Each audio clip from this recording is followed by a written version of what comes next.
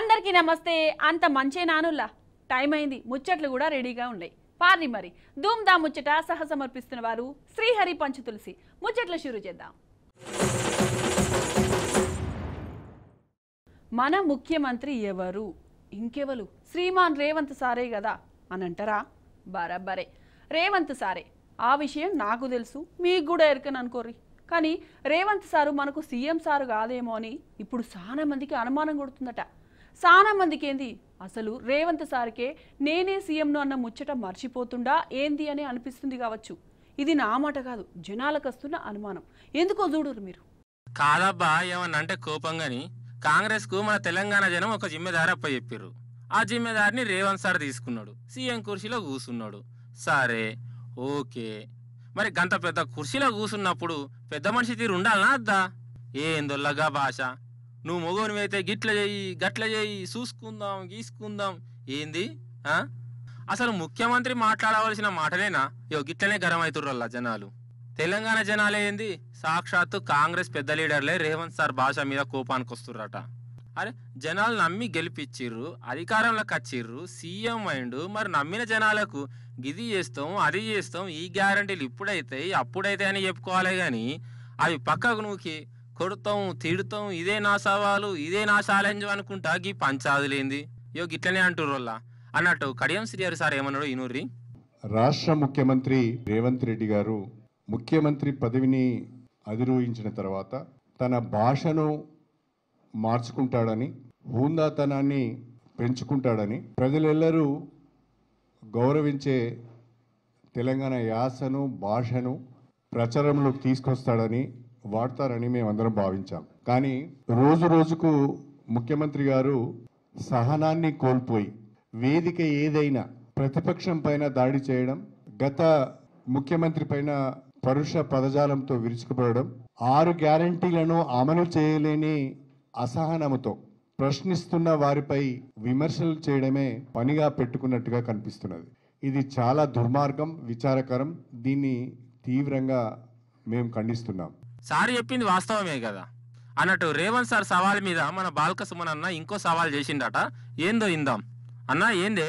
ముఖ్యమంత్రి రేవంత్ రెడ్డి మాట్లాడతాడు, ఆయన సవాల్ విసురుతాడు. సో నేను అడుగుతా ఉన్నా, సవాల్ విసిరే అర్హత మీకుందా?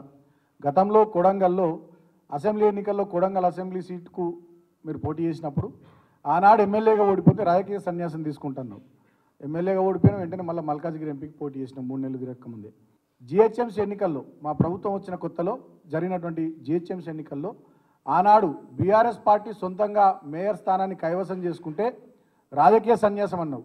బీఆర్ఎస్ పార్టీ ఆనాడు 99 సీట్లు సాధించి బ్రహ్మాండంగా ఆనాడు మేము మేయర్ డిప్యూటీ మేయర్ స్థానాల్ని కైవసం చేసుకున్నాం.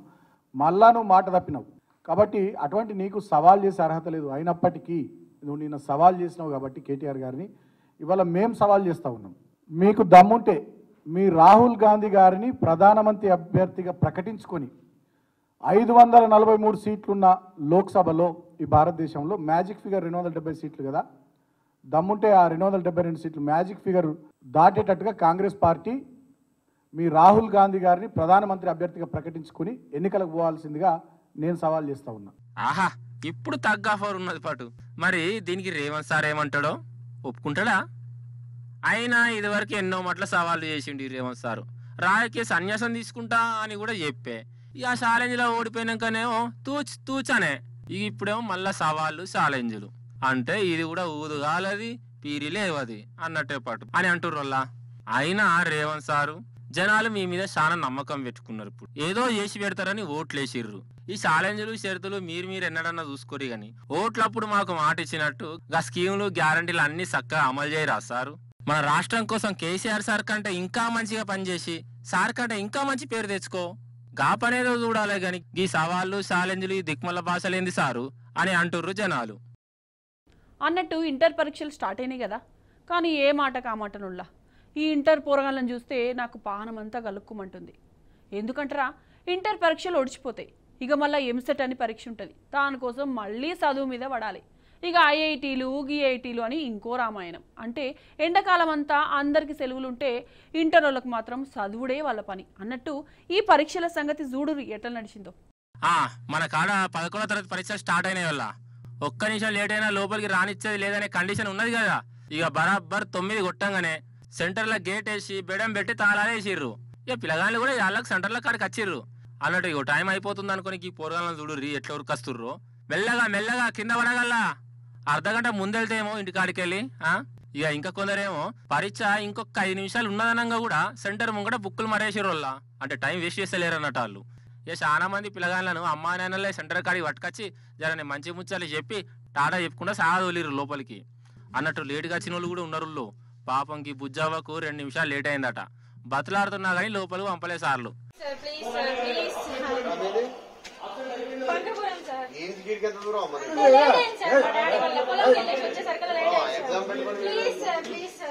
జర తొందరగా రావచ్చుగా తల్లి. చూసినావా ఒక్క నిమిషం ఎంత విలువగలదో. రేపన్నా జల్దీ రా. ఇక గిట్లనే అక్కడక్కడ కొందరు పిల్లగాళ్ళు లేటుగా వచ్చిర్రు. ఇక వాళ్ళని బయటనే ఆపిర్రు. బతలాడి ఇక వాళ్ళే వెనక పోయిర్రు. పాపం అనిపించింది. అన్నట్టు లేట్ అంటే యాదికొచ్చింది. ఇడ పరీక్షకు లేట్ వచ్చిర్రని పిల్లగాళ్ళను సార్లే బయట ఉంచితే ఇటు ఖమ్మం జిల్లా తల్లాడ మండలం అన్నారంగూడెంలా హెడ్ మాస్టర్ మేడం బడికి రోజు లేట్ వస్తుందని ఊరి జనాలు బడికే తాళం వేసిర్రు. వల్ల ఊరి జనాలు లోపలి ఓనియలే గేట్ వేసిర్రు. చూడు ఆమె లోపలికి పోకుండా. ఇంకేంటంటే మీరే ఒక బాధ్యత కల ఒక వృత్తిలో ఉన్నప్పుడు ఇంకా నేను ఇంకెవరిని చెప్పాను. ఇంతవరకు చెప్పుకోవాలి. ఈ హెచ్ఎం విలువ ఈ హెచ్ఎం గారి మీద రోజు జరుగుతుంది, ఒక రోజు కాదు, సంవత్సరాల బట్టి జరుగుతుంది. అలా కాగుతుంది. మీరు ఇదే ఒక్క రోజు కాదు, రెగ్యులర్ గా చెప్పండి. ఎవరు ఎందుకు పోనేస్తాం? మీరు ఎందుకు లేటుగా వచ్చారు? రెగ్యులర్ గా ఒక 4 సంవత్సరాలు బట్టి 3 సంవత్సరాలు బట్టి మేడం గారు ఇర్రెగ్యులర్ గా వస్తున్నారు. ఒక హెచ్ఎం స్థానంలో ఉండి నేను చెప్పడం కాదు, నేను అబద్ధం అడుగుతాం. అయితే ఈ మేడం రోజు లేటే పోతుందట స్కూలుకు. ఒక రోజు 2 రోజులు అంటే ఏమో అనుకోవచ్చు, రోజు ఇదే పనాట. అందుకే ఇక పిల్లగాళ్ళ భవిష్యత్తు ఆగమాగం అవుతుందని ఊరి జనాలే రంగంలో దిగిర్రు. లేటుగా వచ్చినందుకు ఇంటికే ఓ అనుకుంటా టీచర్కే పనిష్మెంట్ ఇచ్చిర్రు గిట్లా.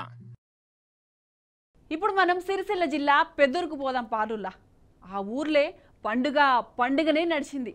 అక్కడోళ్ళ సంబురాలు సంతోషాలు చూసినాక నాకు మస్తు దిల్కుష్ అనిపించిందిలా. ఇప్పుడు మీకు కూడా గట్లనే అనిపిస్తుంది. పార్రి మరి పెద్దూరుకు. గిదే పెద్దూరు.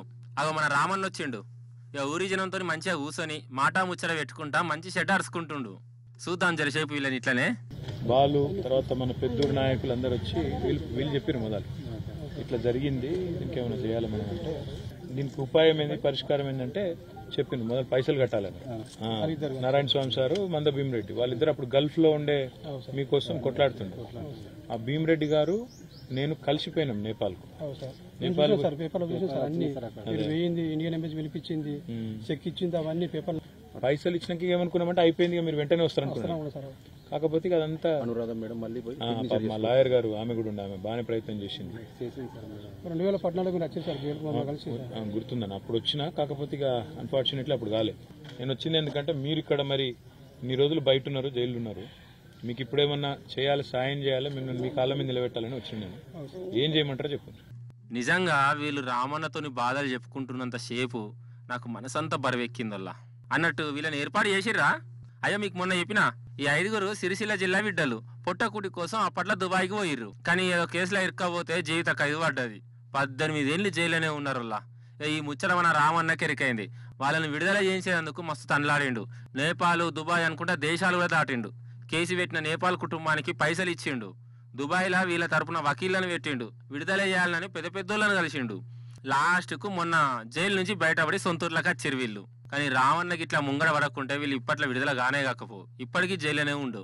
అందుకే పెద్దూరుకు వచ్చిన రామన్నకు ఇక వీళ్ళు వేల శనార్థులు చెప్పిర్రల్లా. రామన్న చేసిన సాయాన్ని యాది తెచ్చుకొని కండ్ల పొంట నీళ్లు పెట్టుకున్నారు.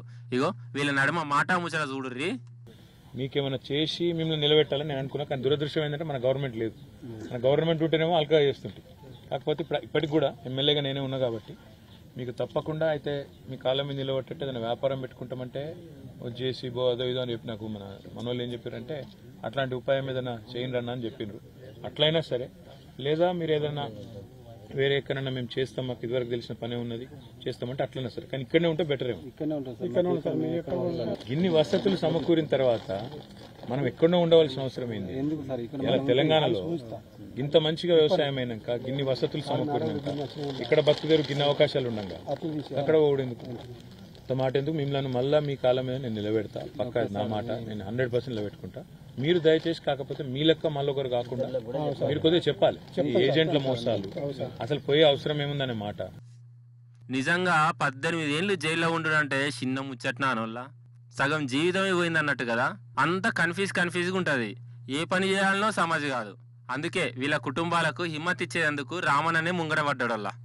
జైలు నుంచి విడుదల చేయించడే కాదు, కడమ జీవితం సుకూన్గా నడిచేందుకు కూడా వీళ్ళకు భరోసా ఇచ్చిండు. వాళ్ళు అన్ని అవకాశాలు ఇక్కడ పెట్టుకొని ఎక్కడికో పోయి మనం ఇబ్బందుల పాలయ్యి అనవసరంగా కుటుంబాలకు దూరం అయ్యి తెలియని దేశంలో ఇరుక్కుపోయిన దానికంటే మన దేశంలో మన దగ్గరే మన పిల్లలతో మన కుటుంబాలకు దగ్గరగా ఉండి ఇక్కడ ఉండే అవకాశాలు వెతుక్కోవడంలో ఉండే ఆనందంగా ఇంకోటి కానీ ఎక్కడ ఉండదనే మాట కూడా నేను విజ్ఞప్తి చేస్తూ ఇక్కడ మా సోదరులు నలుగురు కేవలం పరామర్శించడానికి మాత్రమే కాదు వారి కాళ్ళ మీద వారు తిరిగి నిలబడడానికి కూడా నా వంతు ప్రయత్నంగా తప్పకుండా సాయం చేస్తానని చెప్పి వారికి నేను మాట ఇచ్చినాను.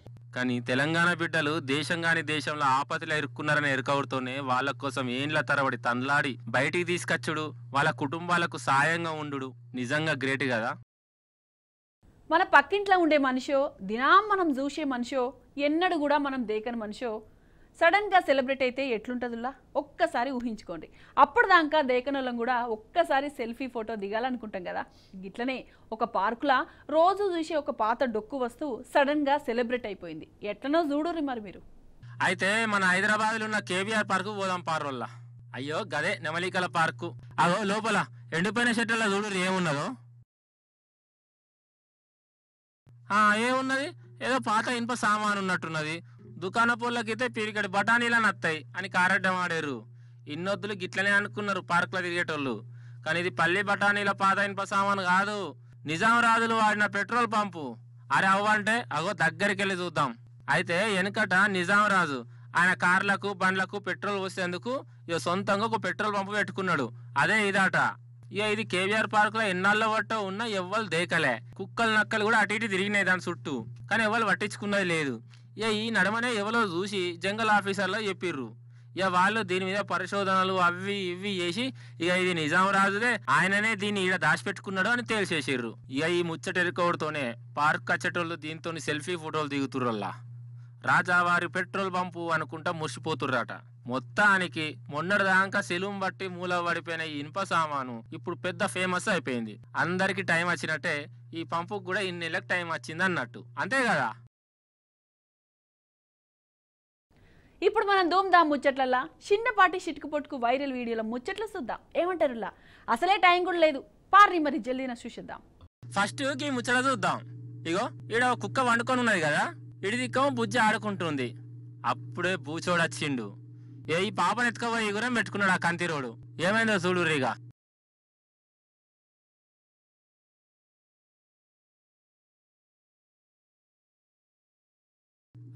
వారే వా, నిజంగా కుక్కను విశ్వాసం గల్లది అని ఓ గిందికే అంటారు. బుజ్జవని కాపాడుకునేందుకు ఆ దొంగను చెయ్యిని గట్టిగా పట్టుకున్నది. ఈ కుక్క దెబ్బకు వాడు దెబ్బకు వారిపోయాడు. నిజంగా గ్రేట్ కదా. సరే ఇప్పుడు ఇంకో బుజ్జికి అడిగిపోదాం. ఇది భయపెట్టించే ముచ్చట కాదులేరి, జర పానం నిమ్మలం అనిపించి పరిశాన్ చేసే ముచ్చట. ఈ బుజ్జి బడిడ్చి పెట్టినాక బాల్తోనే ఆడుకుంటుంది ఒక్కతే. చూడు రీగా.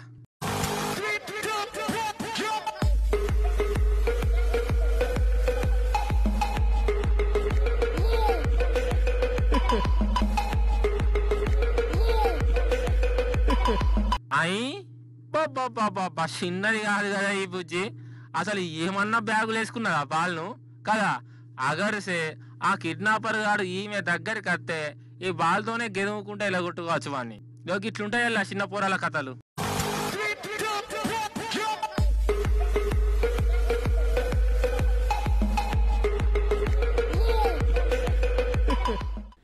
ఇవోల్లా ఇయాల్టి ముచ్చట్లు. మళ్ళొచ్చినప్పుడు ఇంకిన్ని మంచి మంచి ముచ్చట్లు తీసుకొస్తా. అప్పటిదాకా చూస్తూనే ఉండురి టీ న్యూస్. టాటా, నమస్తే.